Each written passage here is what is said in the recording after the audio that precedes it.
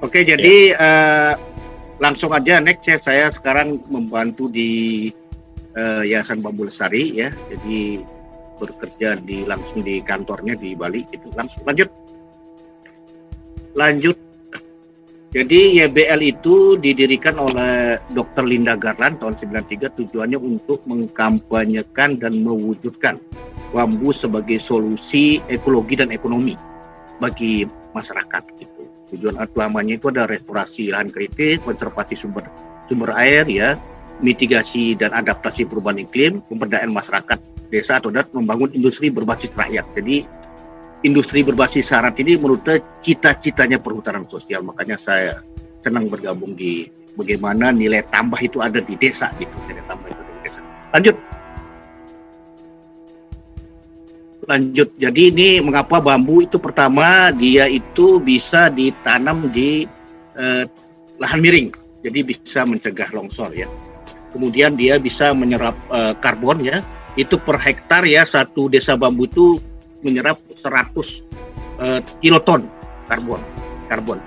Mampu juga tadi meremediasi das ya yang kritis itu, karena satu rumpun bambu itu dalam musim hujan itu bisa menyimpan ya 5.000 liter air. Jadi tanaman di sekitarnya juga bisa dengan tanaman di sekitarnya ya, di dalam satu desa itu 5.000 liter per rumpun di dalam satu desa itu bisa menyerap 35 juta liter kalau ada bambu di satu desa yang luasnya kira-kira bisa 300 hektar. Nah, dari produknya dia serbaguna, itu ada 15.000 ya produk di seluruh dunia ya. Mulai dari industri makanan itu ada rebung, ada sari daun, ada sumpit di Jawa Timur, Malang itu ada tusuk gigi, tusuk sate ya, kemudian piring ya, kemudian ada industri pakaian ya, ada pelet tadi Pak Dekan sebut ada pelet ya, kemudian juga bisa buat papan ya, laminasi. Di luar itu sudah banyak produknya. Lanjut. Lanjut.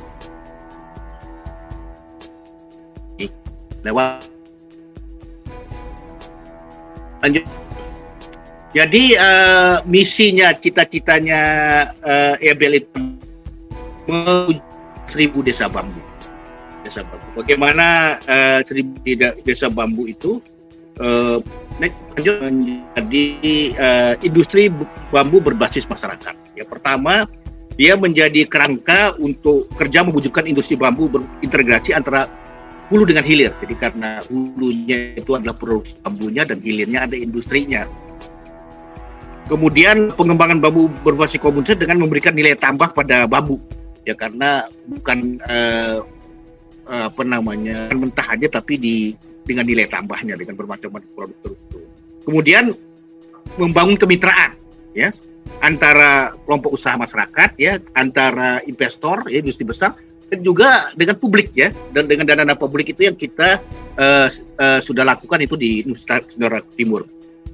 Yang terakhir itu meningkatkan ekonomi rakyat sekaligus memperbaiki kualitas lingkungan ya, berhabilitasi lahan terdegradasi, penyediaan air, dan pengendalian perubahan iklim. Tujuan programnya itu menciptakan restorasi ya ekonomi di lahan terdegradasi secara global, mengkatalisasi solusi iklim berbasis landscape, memberdayakan masyarakat pedesaan, dan melestarikan kawasan hutan tropis. Baik. Mengapa ini programnya ya?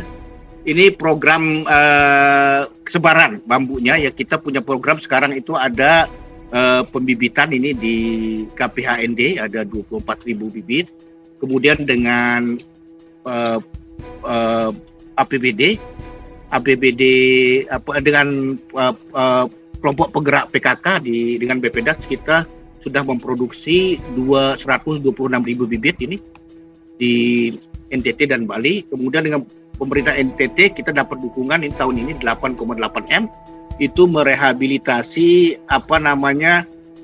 merehabilitasi 80.000 hektar ya lahan kritis, memproduksi 2,8 juta bibit direncanakan, dan melatih ibu-ibu pelopor sebanyak 350 ibu-ibu pelopor ya. Kemudian kita juga ada kegiatan di Jawa Timur ya, di Mojokerto ini sedang menginisiasi program juga dengan teman-teman Perkawi, dengan Mas Ade, Mas Heru ya, di Jawa Timur di Tulungagung. Kita sudah ketemu Bupati Tulungagung ya, sudah ketemu Bupati Malang ya, tapi Bupati Malang dukung sawit ya. Bupati Malang dukung sawit. Kita ketemu Bupati Mojokerto ya. Bupati Mojokerto malahan tertarik untuk memasukkannya ke dalam APBD ya. Sedang kita siapkan kajiannya untuk APBD mendukung scaling up desa bambu di Jawa Timur. Kita juga ada program di Kalimantan Barat ya. Di Kalimantan Barat ini lagi inisiasi juga dengan teman-teman, dengan Pemda provinsi di Sulsel ya. Pemda provinsinya tertarik, dinas kehutanannya, dan kita sedang kerjasama juga dengan teman-teman koalisi perempuan dan pekerja PS di Sulawesi Selatan. Lanjut. Ini model desa bambu agroforestry ya. Jadi ada membangun desanya ya, ada relokasi dipilih, kemudian dilakukan sekolah lapang ya, sekolah lapang. Kemudian masyarakat belajar bersama ya tentang HBL ya. Kemudian mendirikan pembibitan dan bisnis bambu begitu. Kemudian setelah pengaktifan HBL, kemudian penandatanganan itu di desa bambunya dengan off-taker. HBL itu dari sisi kehutanan itu ada sosialisasi, ada pembibitan, ada inventarisasi ya, ada pengkodean, ada pemamen dan seterusnya ya. Nah, hasil hutannya itu bisa bambu batang kasar ya, bisa rebung ya, bisa pakis tanaman agroforestry itu bisa pakis, bisa umbi-umbian. Itu yang terjadi di Mojokerto ya. Di NTT itu ada porang, ada kelor, dan ada enau, gula aren. Nah, pemanfaatan bambu itu bisa pemanfaatan skala rumah tangga tradisional ya, tidak harus industri, bisa industri skala industri, bisa lonjornya itu batang kasarnya itu dikirim ke pabrik, bisa dalam bentuk pelet ya, untuk bisa dijadikan bahan bakar ya. Kemudian bisa menjadi partikel dan penggagantian ya, dan bisa kebun rebung ya. Untuk tahap pertama itu sekarang bibit juga diperlukan ya, dijual ya, banyak permintaan bibit nih. Mas Ade aja udah jualan bibit tuh di Jawa Timur. Jadi permintaan bibit bambu itu tinggi di Jawa Timur ya, di NTT juga sudah mulai tinggi permintaan bibit. Jadi bisa jualan bibit juga. Next.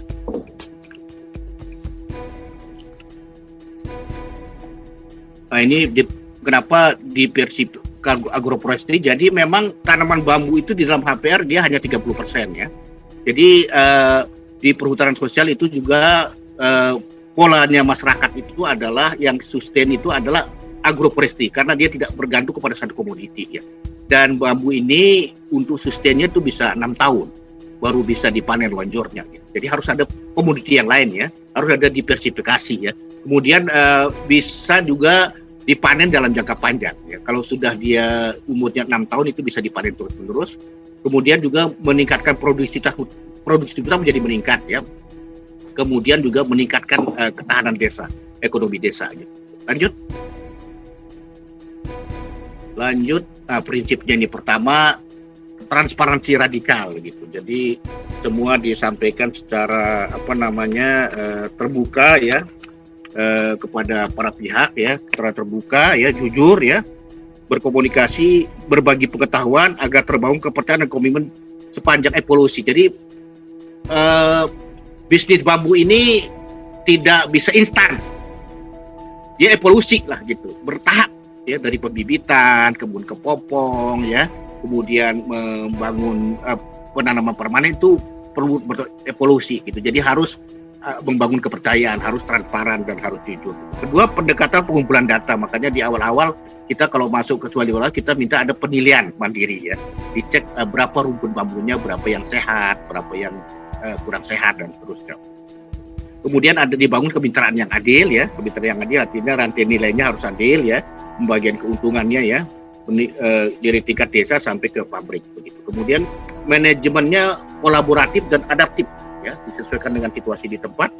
Kemudian yang terakhir kita memberdayakan petani yang unggul, para petani yang next.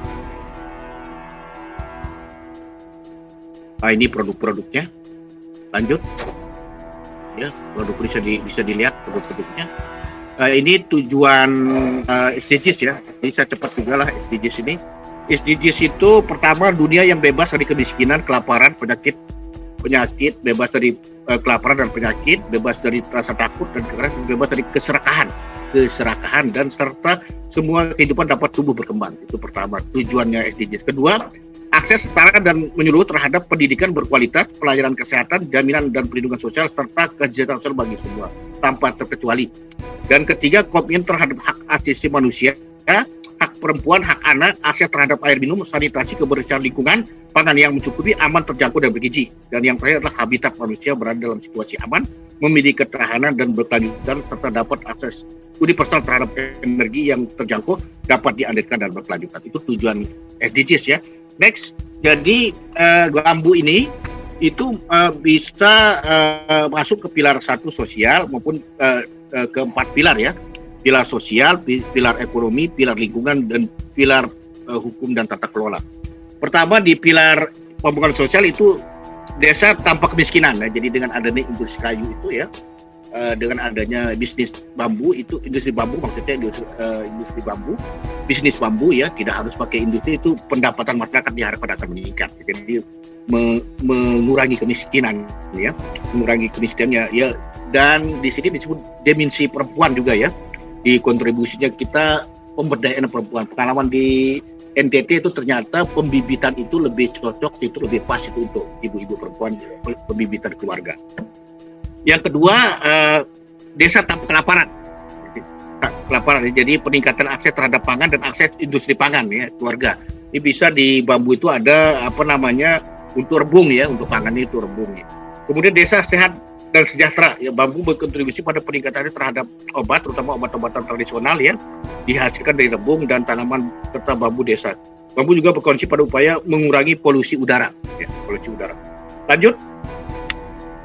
Kemudian pendidikan. Desa bambu mampu meningkatkan keterampilan budidaya bambu, keterampilan industri bambu, manajemen produksi ya, keuangan ya, dan juga untuk bisnis bambu ya.